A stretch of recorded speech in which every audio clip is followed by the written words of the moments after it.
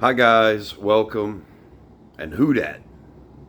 I'm Joe, and I figured I would talk about what I've seen so far from the Saints through training camp and the first preseason game. Right now I'm okay with everything. Offensively, we'll talk about that first. It looked pretty shabby.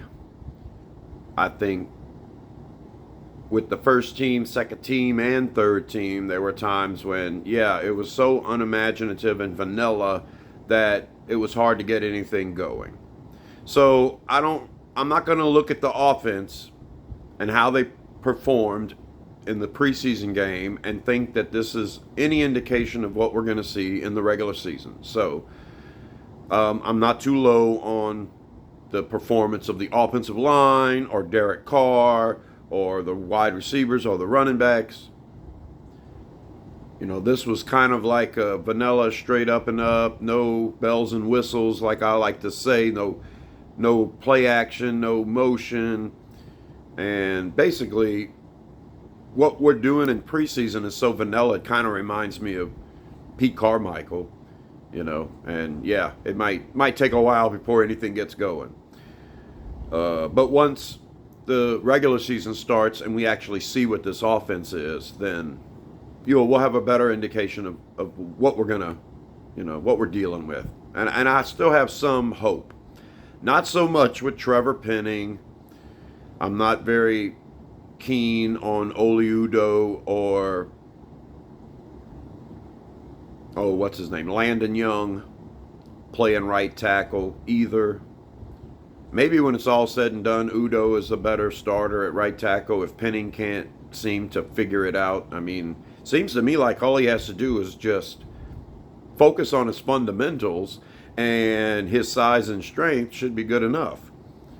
And his fundamentals should be stopping an inside rush from a speed rusher before everything else. But I heard that in practice after the preseason game, first preseason game, I heard that Isaiah Foskey put Trevor Penning on his back.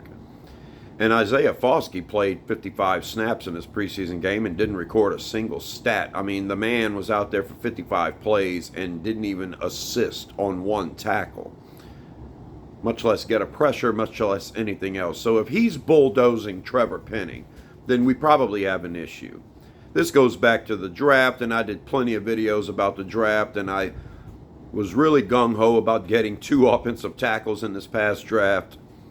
Did it in almost every mock I did, trading down, picking up a wide receiver. And right now, that's where we stand.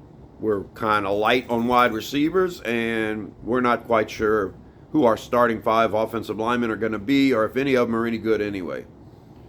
We might end up having to trade a draft pick to go and get somebody's 3rd offensive tackle, just so we can greatly improve on the right side. It's scary, but we run the offense, the Kubiak offense, bells and whistles, and then maybe we can disguise some of this stuff and, make something happen. So I'm not going to look down too much on the offensive line just yet, or Derek Carr for that matter. And I'm not going to be gung-ho happy about what I saw from Jake Haener or Spencer Rattler. Spencer Rattler looked pretty good. He led us to 10 points overall. Jake Haener looked pretty good, led us to 6 points. I was kind of pretty happy with Jake Haener, 9 of 13. And after watching our first team struggle, Haener goes out there, leads us to a field goal, and then right before the half gets more points on the board. And it's much better than what we had seen in the first quarter. And then, Rattler goes out there with all the backups and manages to look okay. He'd had a good first drive, a good last drive, kind of mixed in the middle. But like I said, without the running game, without the motion and the play action and everything else, it's hard to tell exactly what you're going to get. So what we did see is, I think both of these backup quarterbacks look pretty good. Just being thrown out there and having no help at all, basically. They look a lot better than a lot of the younger quarterbacks I watched this preseason so far. A lot of the high draft picks look pretty good, but I'd say Spencer Rattler and Jake Hayner, they probably wouldn't make it on our practice squad. I saw a lot of teams backups this weekend, and those young quarterbacks look lost, but not ours. So I'm happy about that. On defense, I'm very stoked about everything. I like the depth of the defensive line. I think we're 3 deep at defensive tackle right now with Brian Bresee, Nathan Shepard, and Colin Saunders. Now, once you get to Christian Boyd, Jack Heflin, or Kendall Vickers, then you've got an issue. They might be good for a drive or two, and then after that, what I saw in the second half was awful from Vickers and Boyd. I mean, they were good, but then they were out there too long and they got tired. Now they're going to be plug-and-play guys, and they're only going to be in there every now and then. But, man, there was a point in the fourth quarter where we were getting no pressure from the middle of the defensive line. And because they were out there too long. I noticed at one point when Heflin came back in to take either Vickers' place or Boyd's place, that we got a little bit of juice because he had a chance to take a break after playing with the second and third string. So, yeah, so overall, I'm okay with the depth. Defensive line, I think this is it for Foskey. He couldn't get anything done against everybody's backups this preseason. Then, that he may be a cut candidate. Same thing with Kendre Miller at running back. I mean, Jordan Mims looked pretty good. Jamal Williams is a veteran. Kamara's going to be our man.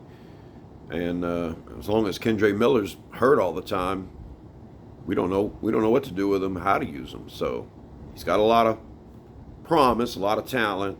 If he can stay healthy, same thing with defensive end Peyton Turner. As long as he's healthy, he's a great player. But we have to see. So I think the most impressive unit was the linebackers this past preseason game. Everybody looked good. I'm very excited right now about the prospects of Willie Gay plugging and playing in any position. I like Pete Werner a lot. Of course, Demario Davis. So who's going to be our immediate backups? Well, Jalen Ford just got back into practicing. So he was in the game for preseason, but he didn't have a lot of the off-season practicing to go. I think Ford's got a lot more to show us.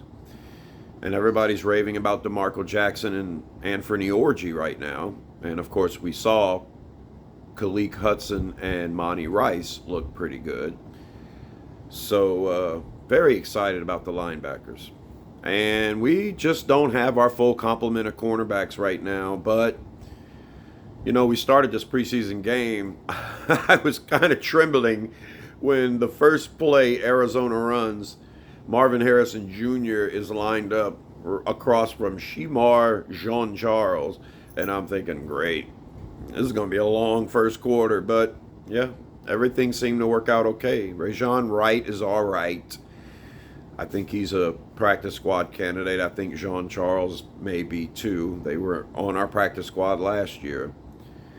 But Rico Payton might deserve a spot in the practice squad as well. He showed up pretty good. So, I'm hoping to get more pieces at cornerback.